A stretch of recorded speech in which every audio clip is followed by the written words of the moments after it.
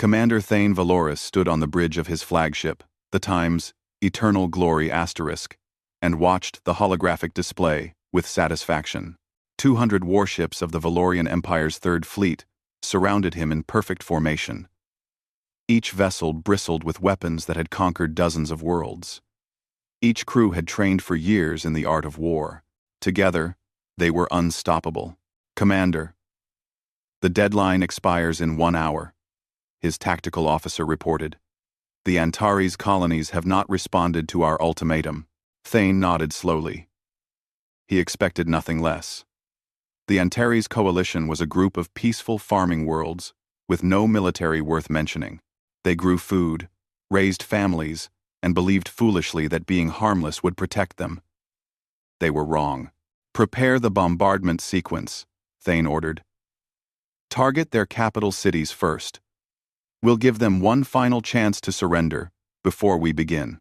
Across the Antares system, millions of colonists watched their skies with fear. They had sent desperate messages to every government in the galaxy, begging for help. The responses had been sympathetic, but useless. No one wanted to fight the Valorian Empire. The Empire's military was too strong, too vast, too ruthless.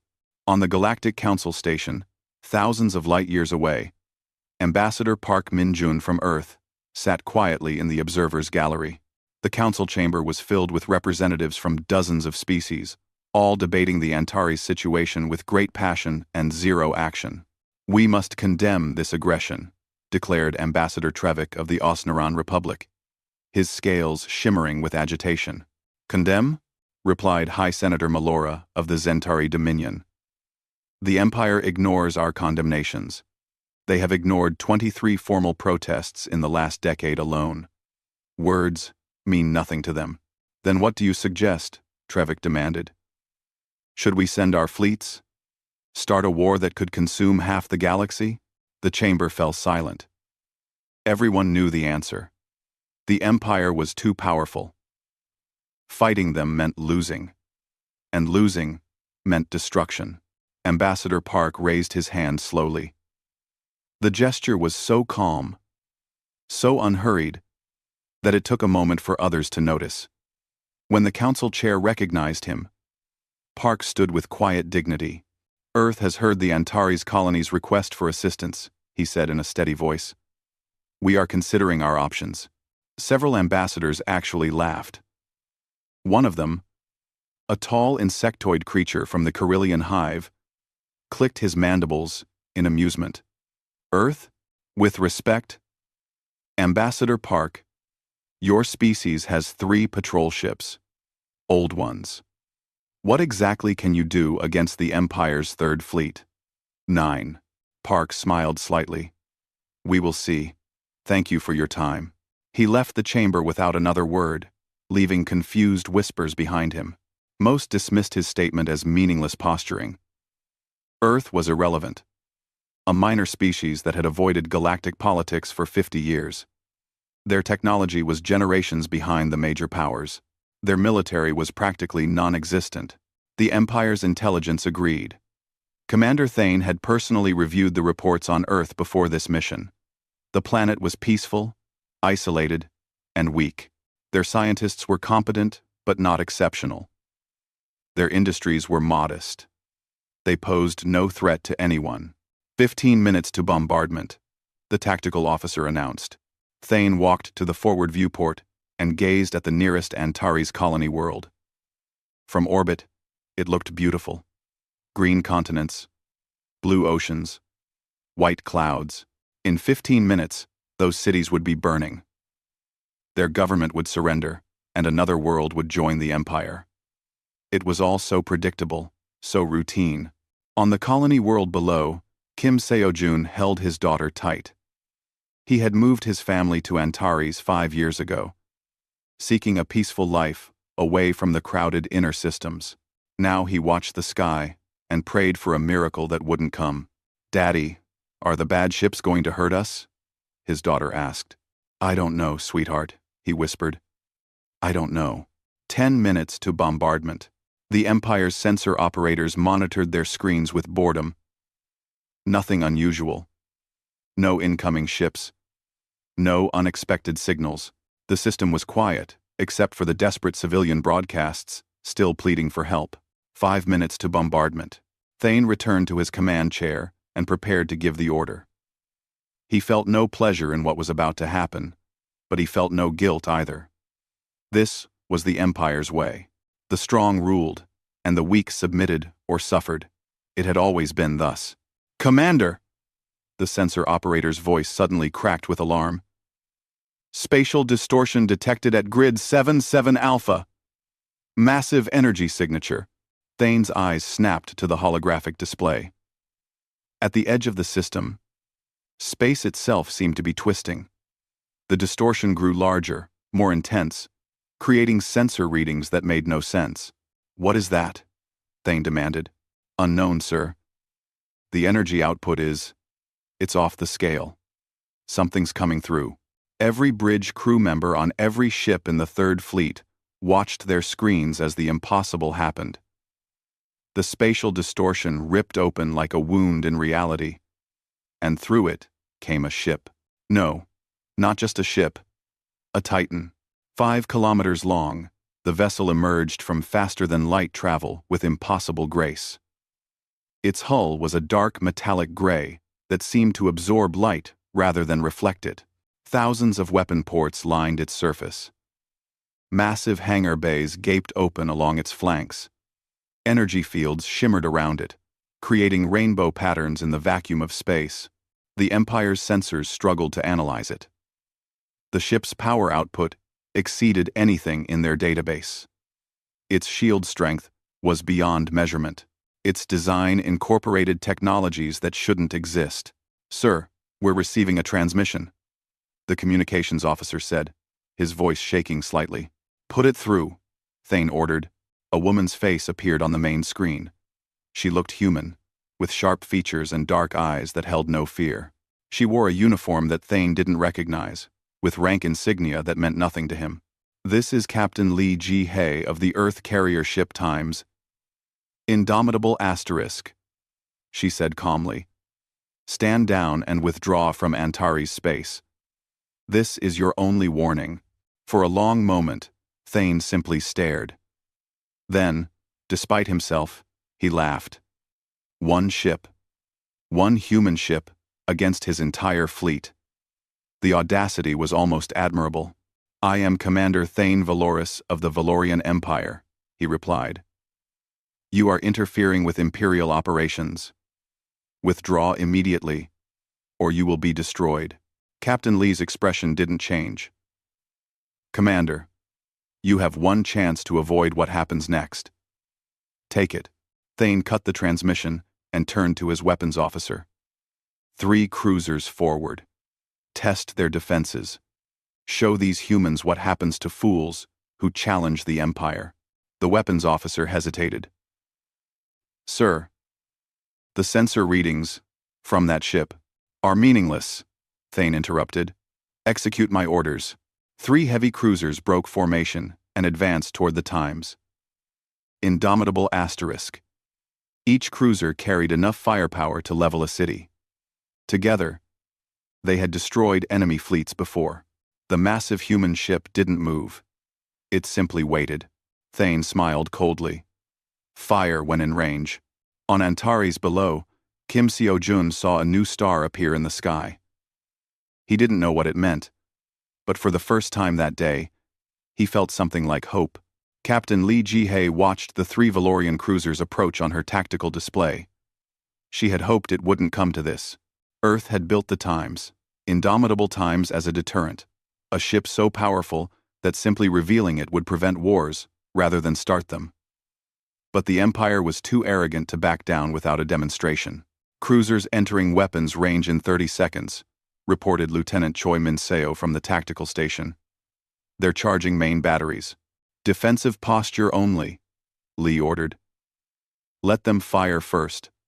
I want the whole galaxy to see who the aggressor is." "All recording systems active," confirmed the communications officer. "We're broadcasting on all frequencies. Everyone will see this." Lee sat back in her command chair and waited. Around her, The bridge crew worked with calm efficiency. They had trained for years in the deep space facilities beyond Neptune. Running simulation after simulation, they were ready. The three Valorian cruisers opened fire simultaneously. Plasma cannons, missile batteries, and particle beams all converged on the Times, indomitable Times, in a devastating barrage. It was enough destructive power to vaporize a mountain. The Times, indomitable asterisks, shields, absorbed everything without even flickering. No damage, Choi reported unnecessarily. Shields at 99.7% capacity. On the Times' Eternal Glory asterisk, Commander Thane Valoris stared at his displays in disbelief. That's impossible. Nothing can withstand that kind of firepower. Check your sensors. Sensors are functioning correctly, sir, his tactical officer replied nervously. Their shields are simply better than ours. Significantly better. Thane's jaw tightened. All three cruisers. Continuous fire. Overwhelmed their defenses. The cruisers poured everything they had into the Times' indomitable asterisk. The space between the ships lit up with weapon discharges. Energy readings spiked off the charts. Any normal vessel would have been destroyed in seconds. The Times, indomitable Times, just sat there, absorbing it all like a stone in a river. Captain? Choi asked quietly. Lee nodded once. Respond. Disable only. Minimum force necessary. What happened next would be analyzed by military academies across the galaxy for generations. The Times, indomitable Times, moved. Despite its enormous size, the supercarrier accelerated like a fighter craft. It was there. Then it was here. Then it was there again. Moving with impossible speed and precision. The Valorian cruisers tried to track it, but their targeting systems couldn't keep up. Then the Times' indomitable asterisks, weapons fired. Not the massive main batteries, just the point defense systems. Needle-thin beams of coherent energy lanced out with surgical precision. Each beam hit exactly one target, the engine cores of the three cruisers. In less than 3 seconds, all three Valorian cruisers went dark. Their engines failed. Their power systems shut down. Their crews found themselves floating helplessly in space, completely alive but utterly defeated. Direct hits on all targets, Choi reported. Their engines are destroyed, but life support and emergency systems are intact. No casualties detected. Commander Thane couldn't believe what he was seeing. 3 of his best ships, disabled in seconds, not destroyed. Asterisk, disabled. Asterisk. The precision required for that was beyond anything he'd thought possible. Sir, recommend we withdraw, his tactical officer said urgently. If one ship can do that, silence, Thane roared. He was not going to retreat. He could not retreat. The Empire did not lose to inferior species, and humans were definitely inferior. This had to be a trick, some kind of deception. All ships, attack formation Beta 7. We'll surround them and concentrate fire. 200 ships against 1. The numbers favor us. But even as he gave the order, Thane felt doubt creeping in. That ship had moved in ways that violated known physics. Its weapons had shown pinpoint accuracy at extreme range. Its shields had made a mockery of the Empire's best weapons. What had Earth built? The Times' indomitable asterisk sensors detected the fleet-wide repositioning immediately. Lee studied the tactical display and sighed. They're not backing down. Lee steadied a. Your orders, Captain? Her first officer asked. Lee had spent 3 years in command of the Times' indomitable asterisk. She had been chosen not just for her tactical brilliance, but for her judgment. Earth's leaders had been clear. This ship represented humanity's future. How it was used in its first engagement would define Earth's relationship with the galaxy for decades to come. Launch fighters, she ordered. Show them what coordinated warfare actually looks like. The Times' indomitable asterisks hangar bays opened. From the darkness within, hundreds of small craft emerged. They were sleek, fast, and controlled by AI systems that could react in microseconds. But they weren't autonomous. Each fighter was partnered with a human pilot, combining machine precision with human intuition. The Valorian fleet had never seen anything like it. The fighters moved as one organism, weaving through space in patterns that seemed choreographed. They weren't just dodging. They were predicting where the Empire's weapons would fire and simply not being there when the shots arrived. Quantum-linked targeting, breathed the Times Eternal Glory * sensor operator. They're sharing tactical data in real time across the entire fighter wing. That's not supposed to be possible. Thane watched his fleet try to engage the fighters. The Empire's point defense systems couldn't track targets moving with such coordination. Missiles that should have hit curved away as if repelled by invisible hands. Then, the fighters began their attack runs. They streaked past Valorian ships, releasing small drones that attached to hulls like metallic insects. Within seconds, those drones had disabled weapons systems, shield generators, and communications arrays. Ship after ship found itself crippled without a single casualty. All ships, tighten formation, Thane ordered desperately. Overlap shields. Concentrate defensive fire. The Times. Indomitable Times responded by demonstrating another technological advantage. Space around several Valorian ships seemed to shimmer and twist. Suddenly, those ships found their missiles curving away from their targets, spiraling off into empty space. Gravity manipulation, someone whispered on the Times Eternal Glory * bridge. They're bending space itself. Lee watched the battle unfold with mixed feelings.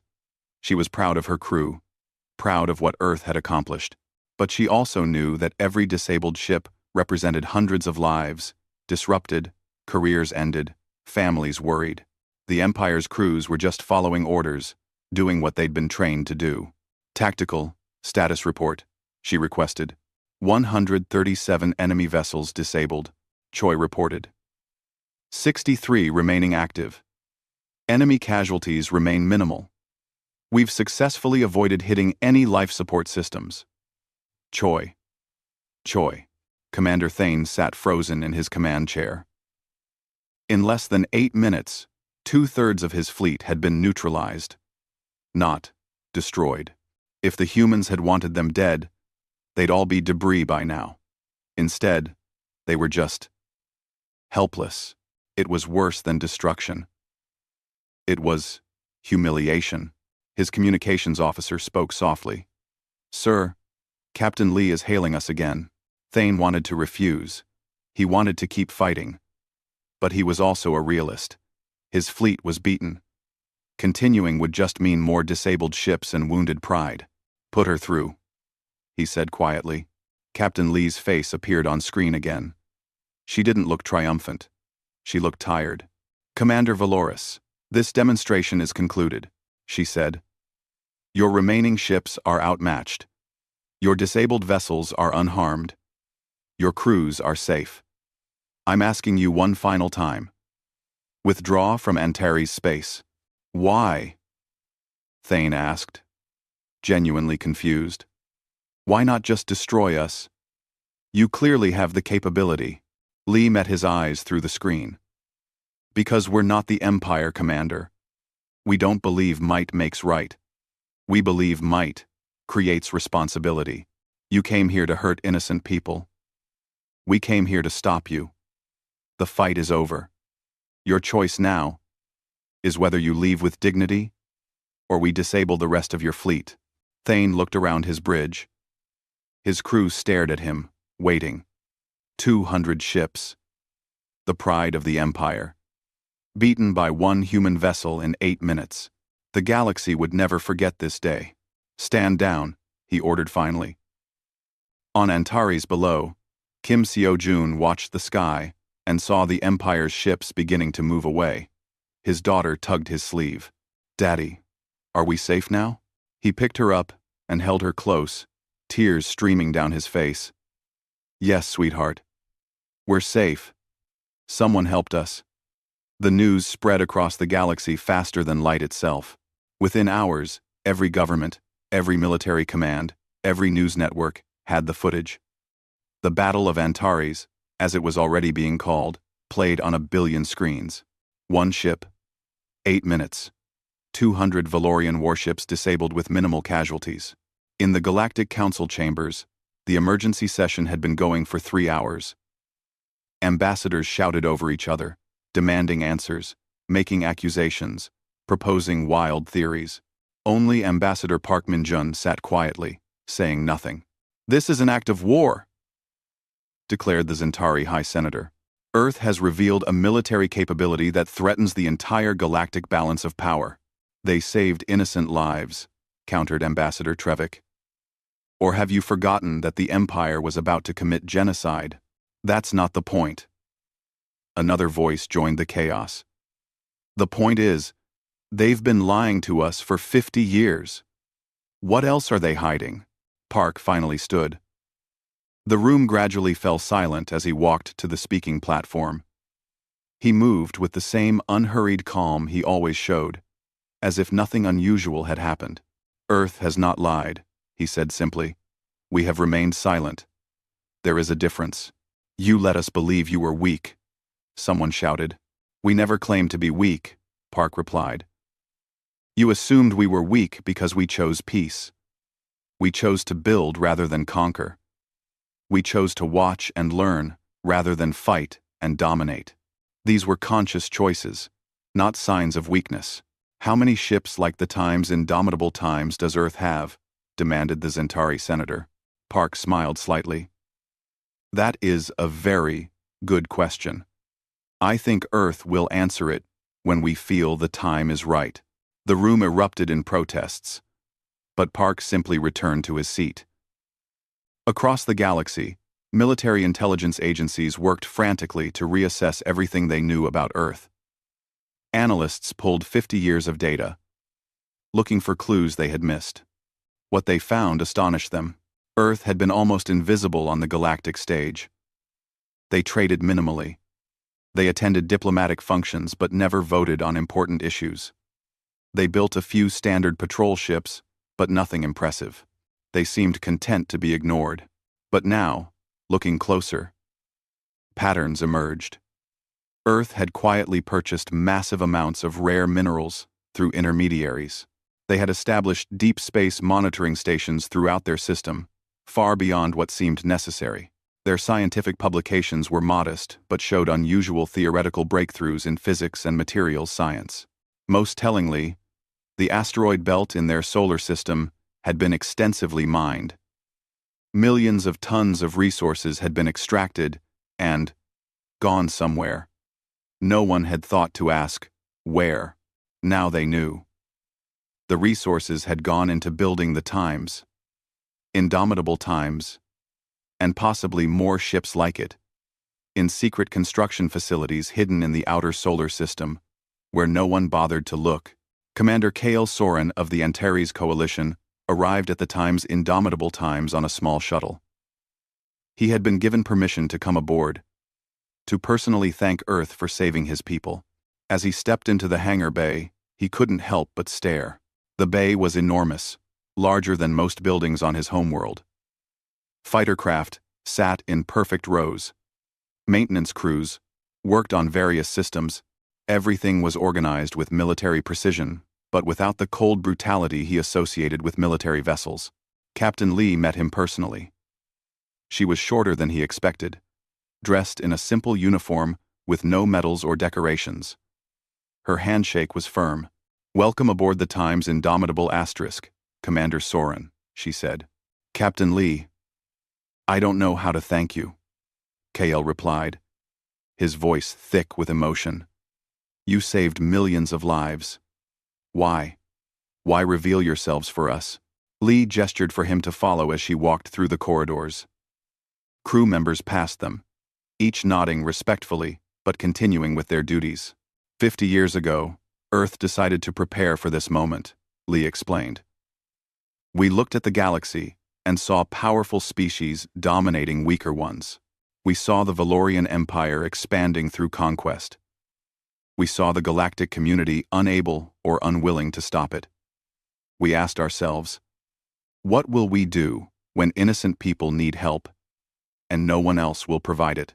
So you built this ship, Kale said, looking around at the advanced technology surrounding them. We built more than a ship, Lee corrected. We built a philosophy. Power without responsibility is tyranny. But responsibility without power is just good intentions.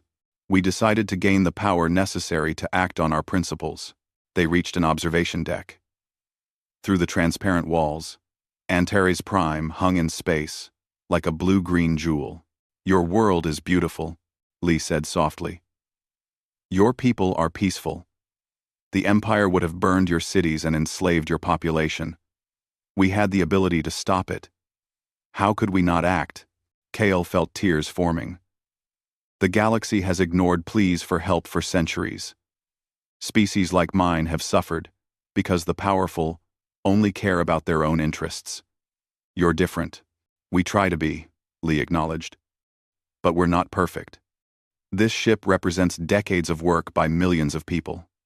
Scientists, engineers, laborers, dreamers, they all believed that humanity could do better than simply surviving.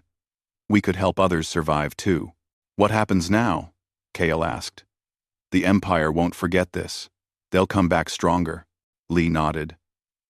Yes, they will. Or they would. Except, Earth isn't finished revealing its cards. 3 days after the Battle of Antares, Ambassador Park requested time to address the full Galactic Council. This time, every seat was filled. Representatives from species that rarely attended were present. Even the Valorian Empire sent observers, though they sat in stony silence. Park stood at the central podium. Alone. No advisors. No assistants. Just one human speaking to thousands of alien representatives. The Times. Indomitable Times is not alone, he began without preamble. Earth is currently completing 3 additional supercarriers of similar capability. They will be operational within 6 months. The chamber exploded with noise. 4 ships like that? 4 vessels that could each defeat an entire fleet? Park waited for silence before continuing. But Earth does not seek to become the galaxy's new dominant power. We have no interest in conquest. We have no desire to rule others. What we want is simple. Balance. What kind of balance? Asked the Zentari High Senator. The kind where aggression becomes pointless, Park replied. Where the strong protect the weak instead of exploiting them. Where disputes are settled through negotiation because military force is no longer an automatic path to victory. You want to be the galaxy's police force, someone accused. No, Park said firmly. We want to make police forces unnecessary. Earth proposes a mutual defense coalition. Any member species under attack receives assistance from the coalition fleet. Any member species committing aggression faces the coalition's response. We share technology selectively, ensuring no single power dominates, including Earth. Why should we trust you? Demanded a representative from the Corvan sovereignty. Park smiled. Because we had the power to demand your trust. But instead, we're asking for it. The Times, Indomitable Times, could have destroyed the Empire's 3rd fleet. We disabled it instead. With only 47 casualties. We demonstrated power and restraint simultaneously. That is who Earth is. In 18BT, the debate raged for hours, but the momentum was clear. Smaller species saw protection. Larger species saw a way to avoid catastrophic wars. Even some Imperial representatives, speaking unofficially, admitted that perhaps a new approach was needed. On the Times' indomitable asterisk, Captain Lee received a private communication that surprised her. Empress Valoria herself wanted to speak. Just the 2 of them. No observers. When the Empress's face appeared on Lee's screen, she expected anger. Instead, she saw calculation. Captain Lee, you have made quite an impression, Valoria said. Your Majesty, Lee replied carefully. My commanders tell me you could have destroyed our fleet. Why didn't you? Because we're not trying to create enemies. Lee answered honestly. We're trying to create a future where strength serves justice, rather than ambition. Valoria studied her for a long moment. A pretty sentiment. But power corrupts, Captain. Your Earth will learn this eventually. Perhaps, Lee acknowledged. But we'll try very hard not to. And we'll accept accountability if we fail. That's more than the Empire offers. The Empress almost smiled.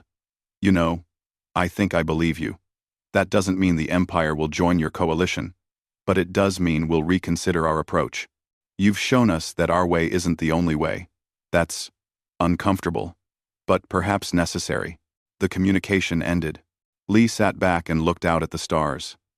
The galaxy was changing, and Earth had changed it.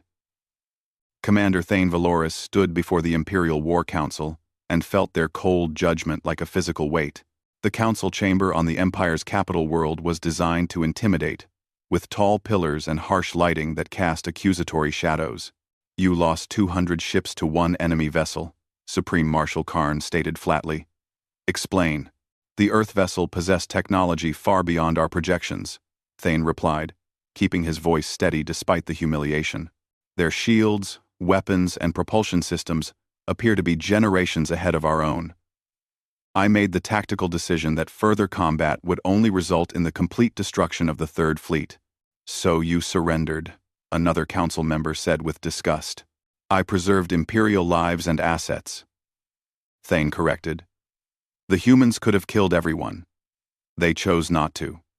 That choice tells us something important about them. It tells us they're weak, snarled Marshal Karn. Mercy is weakness. With respect, Marshal, I disagree. Thane said carefully. They demonstrated the ability to destroy us completely. They chose precision instead.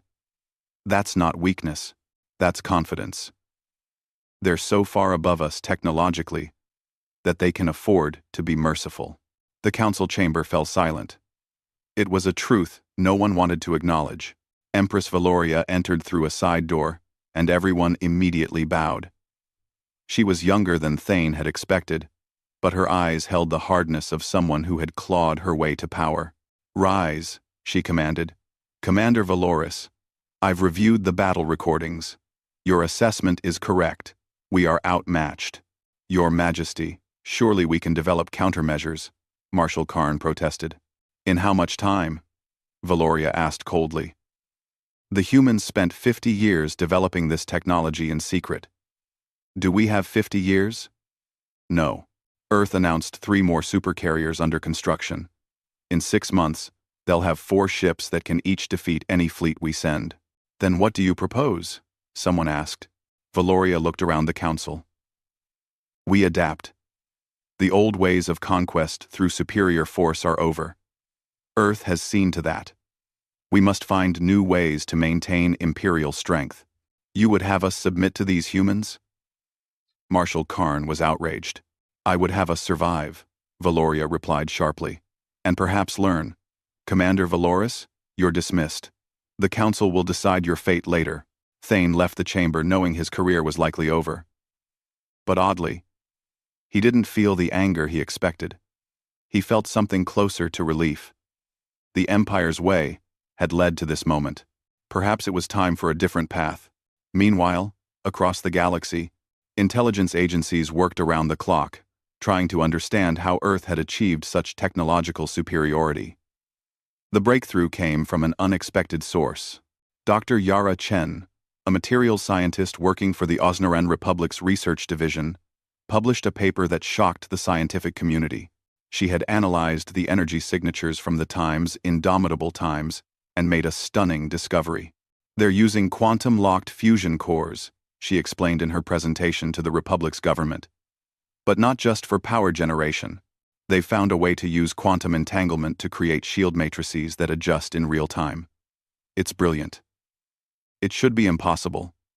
But they've done it. End quote. Can we replicate this? The Republic's science minister asked. Given time and resources, possibly. Dr. Chen replied. But here's what's interesting. The theoretical foundations for this technology have been in galactic scientific literature for decades.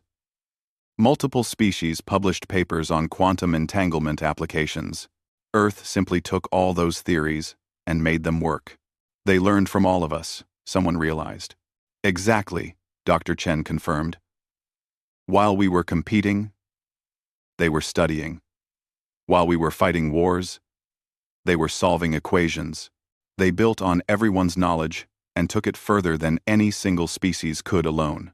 This revelation spread through the scientific community like wildfire. Earth hadn't invented everything from scratch.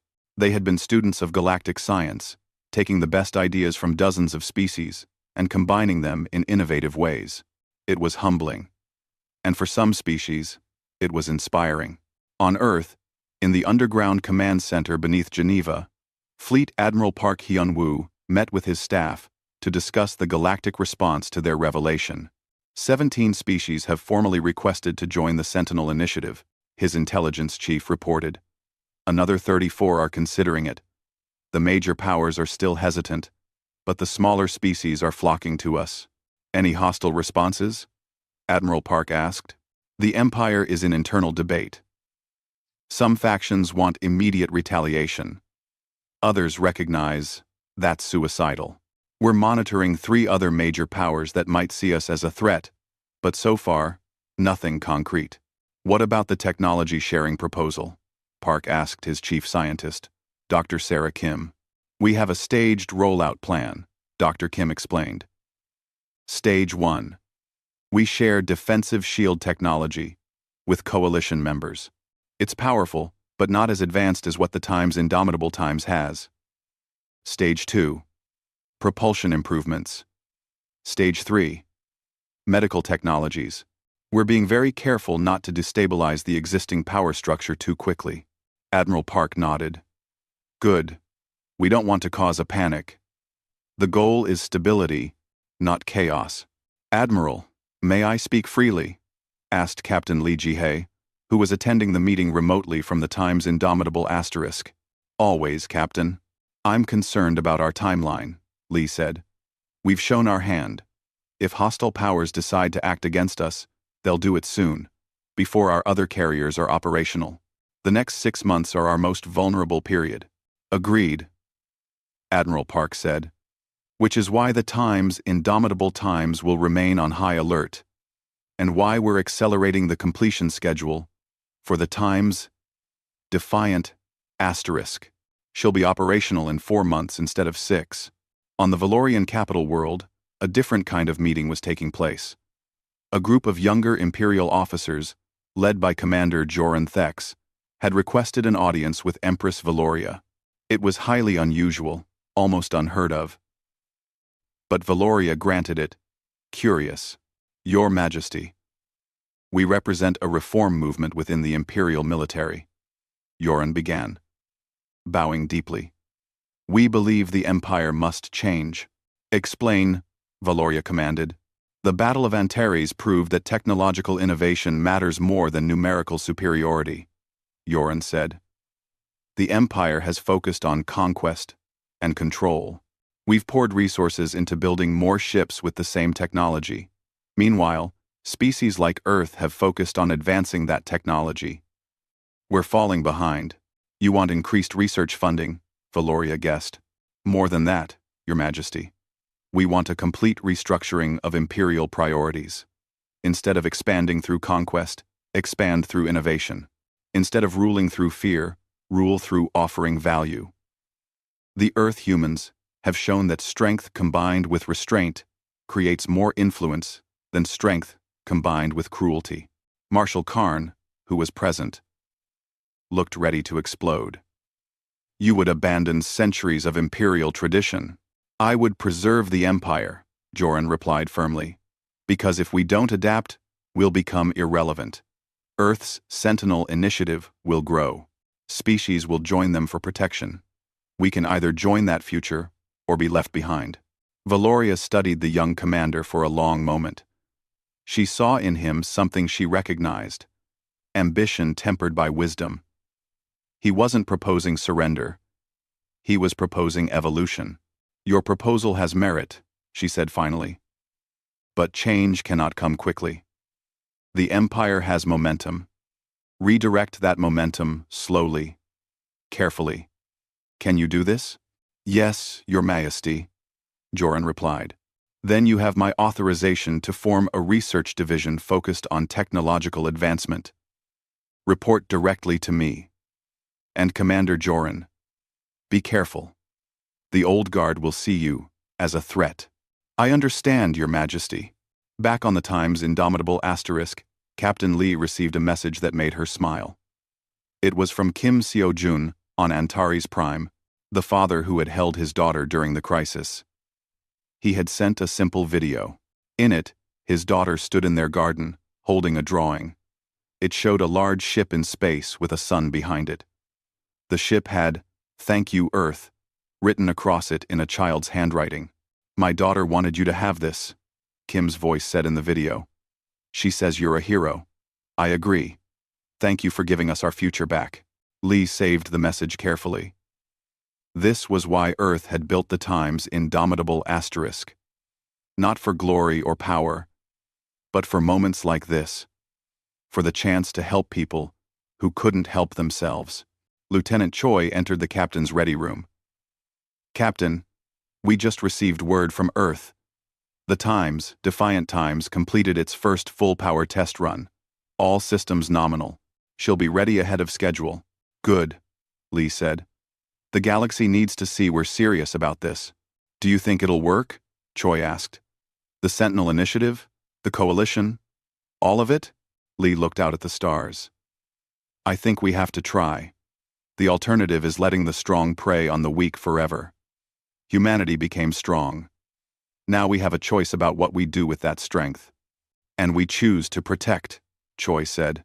We choose to protect, Lee agreed. Even if it costs us. Especially if it costs us. That's what makes us different. 6 months after the Battle of Antares, the galaxy had changed in ways both visible and subtle. The Sentinel Initiative now included 23 member species, with more joining every week. The second Earth Supercarrier, the Times' Defiant Asterisk, had become operational ahead of schedule and now patrolled the galactic core regions. But the real changes were harder to see. They happened in government chambers, research laboratories, and military academies across thousands of worlds. Captain Lee Ji-hae stood in the Times' indomitable Asterisk's conference room with representatives from 8 different species. They were planning joint training exercises, something that would have been unthinkable 6 months ago. The Osnaran fleet wants to integrate our shield technology with their existing ships, Commander Trevik explained, his scales now showing a healthy blue-green of contentment rather than stress. Dr. Chen believes she can create hybrid systems that work with our power cores. Earth approves, Lee replied. We'll assign technical advisors to assist. Remember, the goal is making everyone more capable, not creating dependence on human technology. A very different philosophy from the Empire, noted Ambassador Yaris of the Carolean Hive. They would have kept such technology to themselves. The Empire is learning too, Lee said diplomatically. Slowly, but learning. It was true. The Valorian Empire hadn't joined the Sentinel Initiative, but they hadn't opposed it either.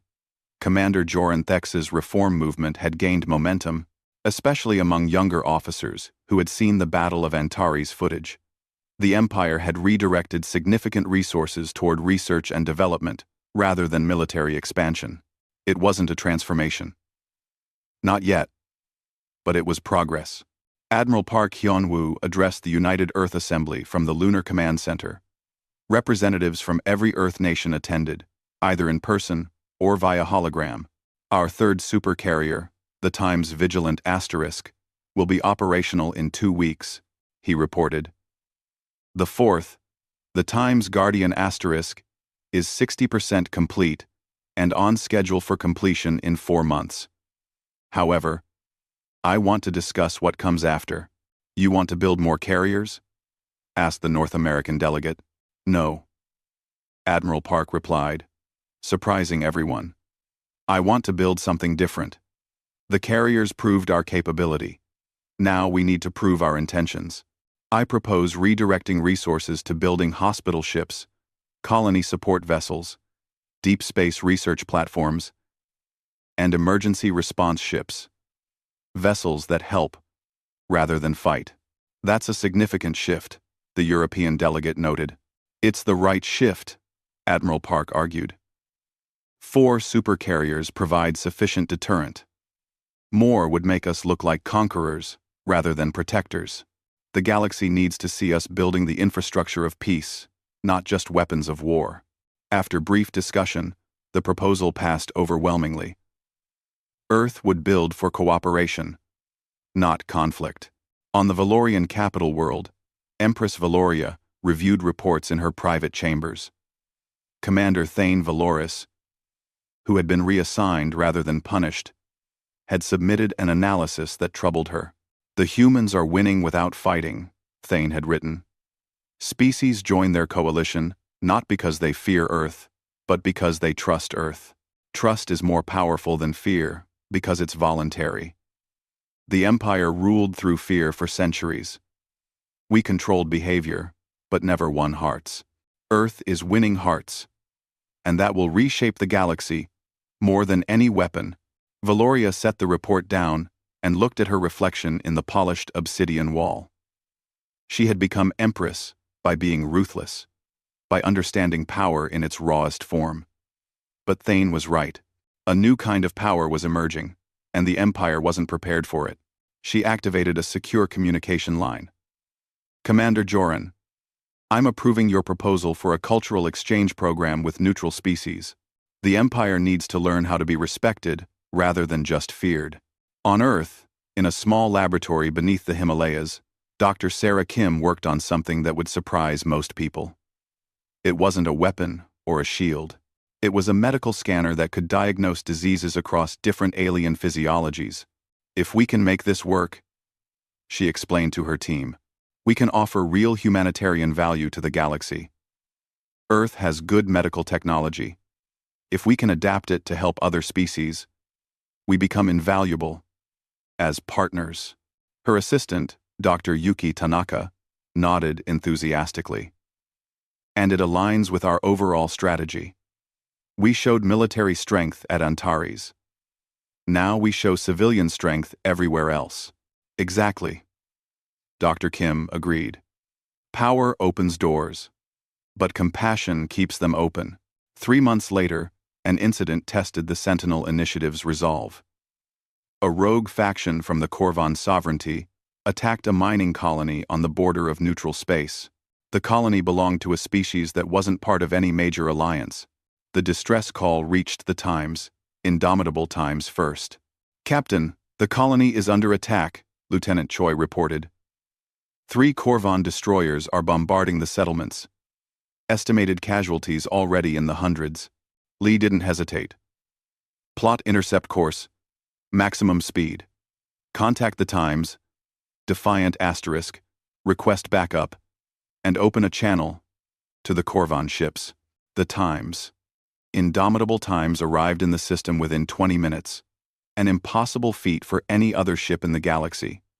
The Corvan destroyers detected the massive signature and immediately ceased fire. Corvan vessels, this is Captain Lee of the Times, Indomitable asterisk, she broadcast. You will cease your attack immediately and withdraw. The Corvan commander's response was defiant. This doesn't concern Earth. We have a legitimate grievance with this colony. You're murdering civilians, Lee replied coldly. That concerns everyone. You have one chance to withdraw peacefully. 1 ship against 3, the Corvan commander laughed. We've studied your Battle of Antares. You defeated obsolete Valorian technology. Our ships are newer, better. Last warning, Lee said. The Corvan ships opened fire. Their weapons were indeed more advanced than the Valorian empires had been. They hit harder, moved faster, coordinated better. It didn't matter. The Times, Indomitable Times, had been continuously upgraded over the past months. Earth's engineers never stopped improving. The Corvan weapons splashed harmlessly against shields that had grown even stronger. The Times, Indomitable Asterisk's response was measured but definitive. Precision strikes disabled all 3 destroyers in under 2 minutes. No casualties among the Corvan crews, but their ships were completely helpless. Colony vessel, this is the Times, Indomitable Asterisk, Lee broadcast.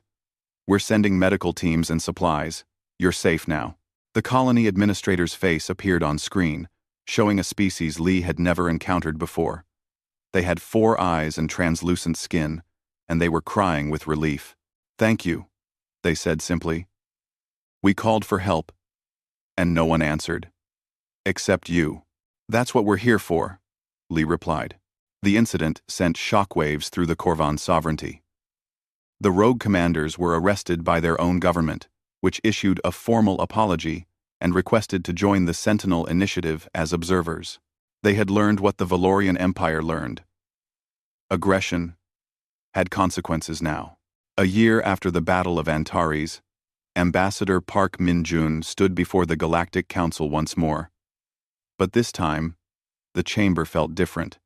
Less hostile, more hopeful. The Sentinel Initiative has responded to 14 conflicts in the past year, he reported. In every case, we used minimum necessary force. Total casualties across all interventions. 312, mostly wounded, all receiving treatment in our hospital ships. Compare this to the previous year before the initiative existed, when regional conflicts caused an estimated 2 million casualties. The numbers spoke for themselves. Earth has shared shield technology with 47 species, Park continued. We've provided medical assistance to hundreds of colonies. We've helped establish trade routes protected by coalition patrols. And we've done all of this while building peaceful infrastructure rather than weapons. What does Earth want in return? Asked a representative skeptically. Park smiled. We want what we've always wanted.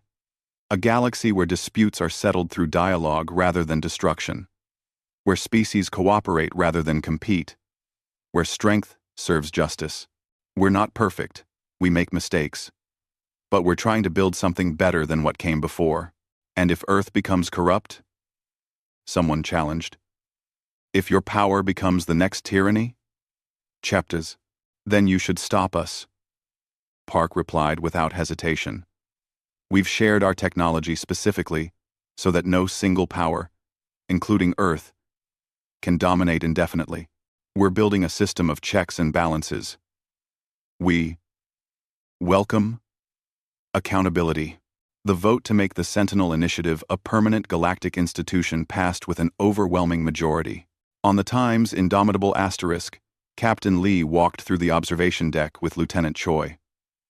Outside, stars shimmered against the darkness of space. Somewhere out there. The Times, Defiant Asterisk, Asterisk Vigilant Asterisk, and nearly complete Times, Guardian Times, patrolled their assigned sectors. Do you think we've succeeded? Choi asked. Lee considered the question. We've started something. Whether it succeeds long-term depends on everyone. Not just Earth. We shocked the galaxy into reconsidering how power should be used. Now comes the harder work of maintaining that new perspective. You don't sound entirely optimistic, Choi observed.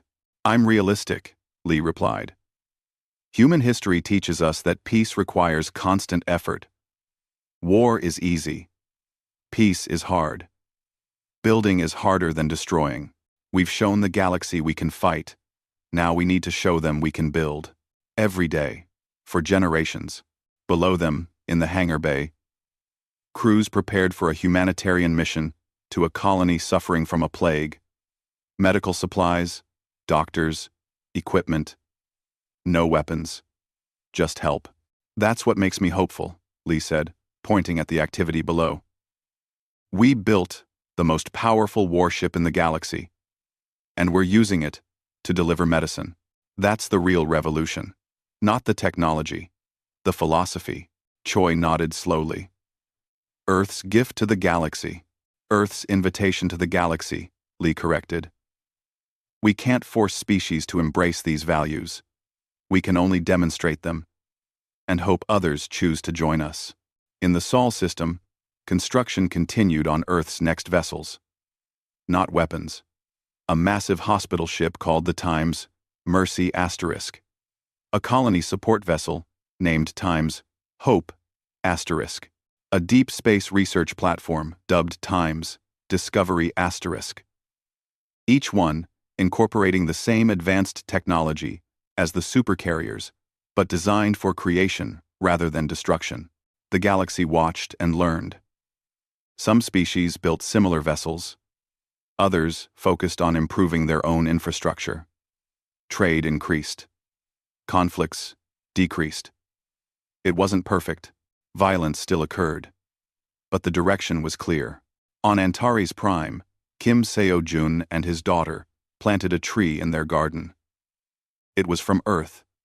A gift sent by Captain Lee's crew. The tree was called a cherry tree. And it would bloom with beautiful flowers every spring.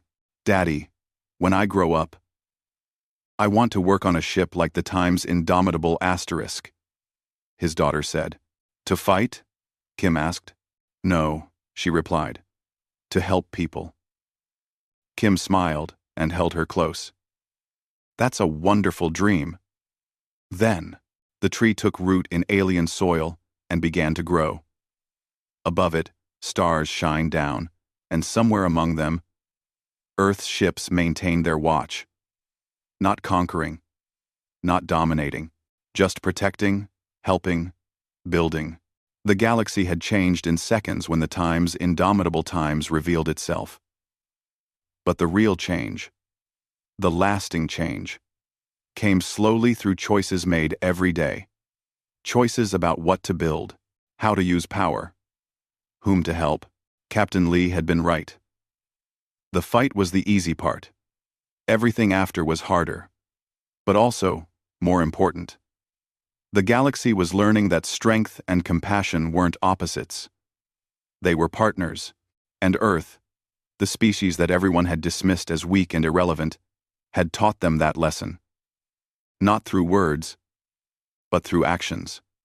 Not through conquest, but through protection. The supercarrier Times. Indomitable Times had shocked the galaxy in seconds. But humanity's example was changing it forever.